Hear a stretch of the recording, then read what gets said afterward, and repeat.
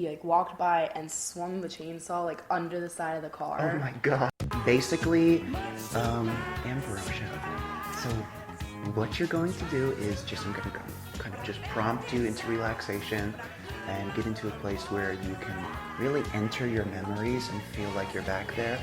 Yeah, however it's comfortable to you, just very deep. This is way too much for me. I would like you to find a memory, a time in your life that when you think of this time, it brings back so much emotion.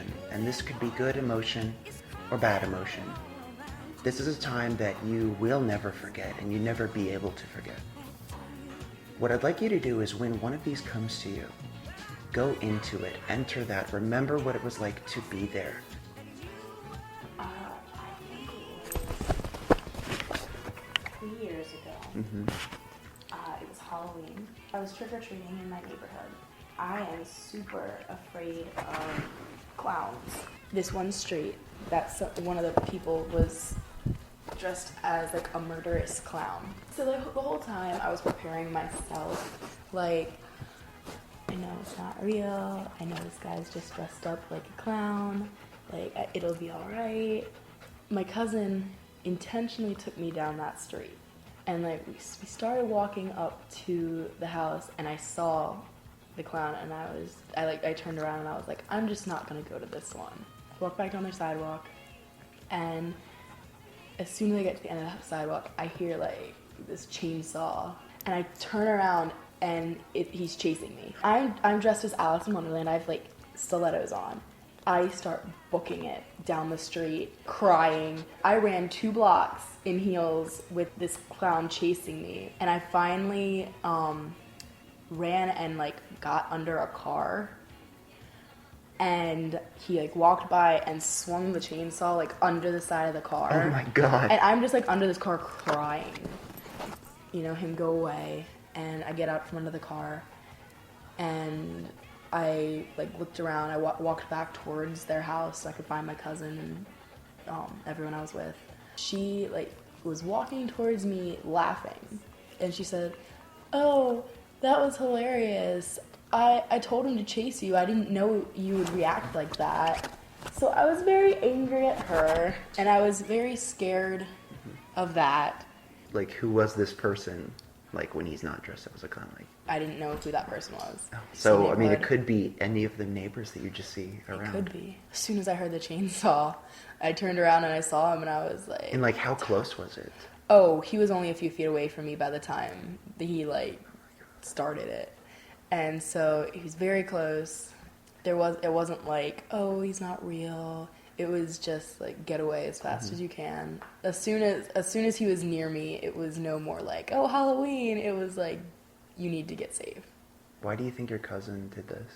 She's a manipulative bitch. We just started talking again after 4 months of not speaking. She's very controlling of me and very emotionally manipulative. She probably just thought it was funny. She just likes to, you know, see me uncomfortable, I guess. Definitely a power play, yeah. What do you find scary about clowns? Honestly, I don't know. I have not gone out with her for Halloween since then. Well, she has made me cry in front of our friends. The most recent time before we stopped speaking, we were in the car, and we had the opportunity to go, mutually we have our friends that we're both friends with have a band. And it's my favorite band and one of her favorite bands. So it works well that they're our friends because we can pretty much go to every show with them and hang out with them. And we had the opportunity to go to Virginia Beach, where that's like their hometown, that's where they're from, and they were having a hometown show. But we had just been there a week before, and they were having another one. We had agreed we were going to, but I didn't feel good that day, and it's a 4.5-hour drive. And so I ended up texting her and just saying, we can still hang out tonight, but I don't want to go. And so then we were driving in the car with our friends, and I was like, can we just like go do something, because this is boring. Oh dear. And she went off. She was like, well, it wouldn't have been boring if we'd gone and saw Audio Strobe Light. You would have had fun. We could have been there right now. Them as as people and as a band have brought so much like happiness and love into my life in the past year that they're people that I really like, I'm very emotionally connected to. Mm-hmm. She started just like berating me with like, we could be there right now, it's your fault that we're not with them. But you know, she had her voice raised and she was very, you know, harsh and condescending. Like I told her to stop a few times, she kept going and I started crying. And I understand that sometimes people don't hear their own tone, mm-hmm. but when you can see somebody's getting upset, you stop. Because clearly with the clown thing, it was taking it too far. Yes. And this seems like it was, is also again, taking it too far. That seems like a problem for her. Yeah. Honestly, I don't know if she can tell or not, or if she cares or not. Because she had a very complicated past. Mm-hmm. She grew up in foster care, and I wouldn't say she's an outcast.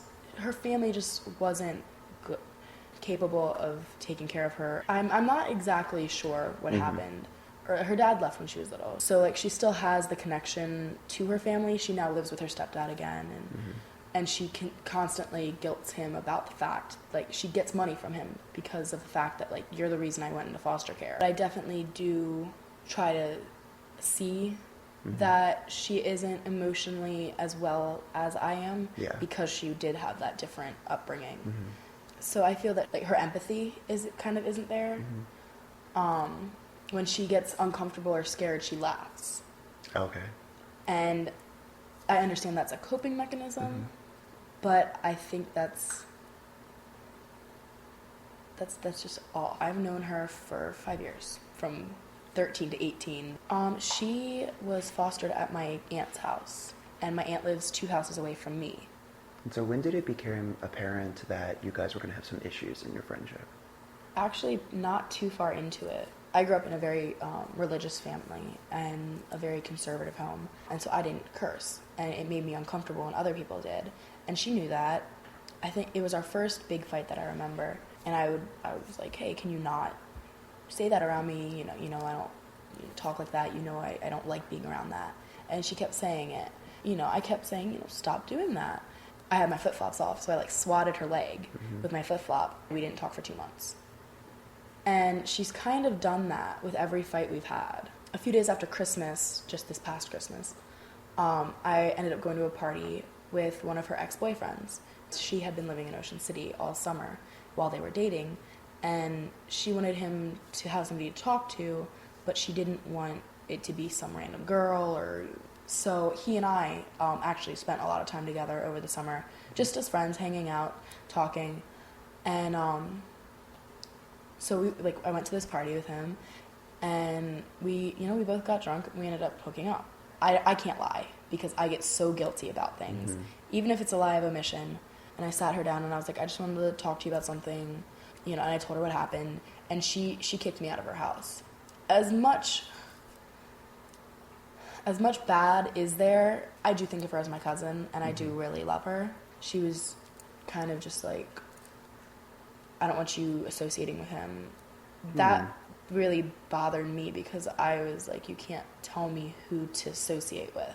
I don't think she's going to change. How old is she now? She's 19. Okay. So she's like 9 months older than me. This time around, I've gone back into it with a different mindset. This most recent one was in April, and it was late at night, and she just texted me, and she was like, hey, I'm going to Denny's with my friend, would you like to come? And I didn't know the friend directly, but I had known of him because 2.5 years ago, they had dated for 2 weeks. And an hour into meeting this kid, I was like, I want to date him. We ended up going to the bathroom, and I said something like, I really wish you guys hadn't dated. He and I started talking on Facebook, and so we ended up hanging out a few days later, and he ended up kissing me. And then, 2 days after that, we had another, hanging out scheduled. And I was so excited. I was giddy. And I told one of her friends. She told my cousin. I said, I'm sorry you've dated most of the boys in Maryland, because she's had a lot of boyfriends that most of them don't last because they end up not liking her. And basically, she was just like, I'm done. 2 weeks before that had happened, she went out with this guy that I was friends with, that I didn't want her going out with, because I have liked him. She had already done that to me. I didn't even message her back. And then we didn't talk for 4 months. I knew I'd run into her. So I was mentally preparing myself to see her, and it was very stressful. She would like to be more. We ran into each other at one of the shows, only the second one. But I had a bag of her like crystals. And so I went up to her and I just said, I have a bag of your crystals in my car, or in my purse, or something. I didn't have my purse on me. And so it was later in the night, I was in a circle with my friends, and she and one of my friends came up. Before we stopped talking, it was 24/7 contact. We spent every day together. Yes, she was my best friend. She, at one point, was my only friend because I just neglected everybody else and only spent my time with her. And it was a very consuming relationship. Would you say you guys are like codependent when you're at your kind of closest? Yes, I would, because I think the reason I keep going back to her is because we understand each other so well. Or if we weren't physically together, we were on the phone. Didn't matter what we were doing. We could be watching 2 different TV shows, but just being on the phone with each other. Or if we weren't on the phone, we were texting or Snapchatting or messaging on Facebook. We kind of like work for the band a little bit. Like we do merch and help carry equipment and stuff Are you like roadies? Yeah. So it was like just right back into it again. And I was kind of uncomfortable with it because I only want to see her once a week because I don't want to slip back into being so codependent. I am still happily with the boy that started this fight. His name is Sven Axel, and I am madly in love with him. And it's hard to say this, but like I don't trust her for valid reasons.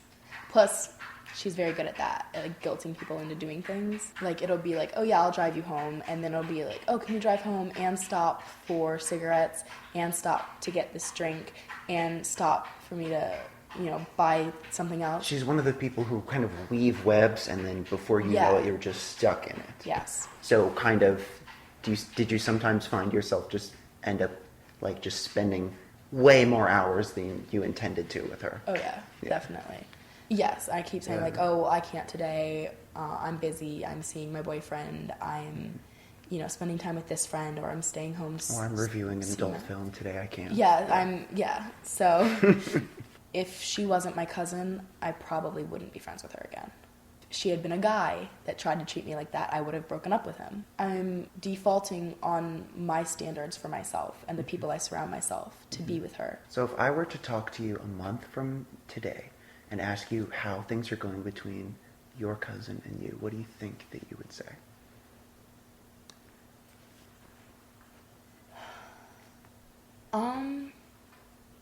Honestly, I think I'd be saying the same thing I'm saying right now. Like, we're on good terms, but I don't really trust her. Mm-hmm. I've kind of lost who I was because I was so involved with her. Well, Ambrosia Flattery, thank you so much for going down memory lane with me. That was interesting. Yeah, in addition to this, you can also be heard as part of our review team for the adult film Taylor Leanne Chandler Going for the Gold. Going for the Gold. Yeah, and I didn't tell you this, but I've gotten like 25-ish minutes of it edited, and pure pleasure.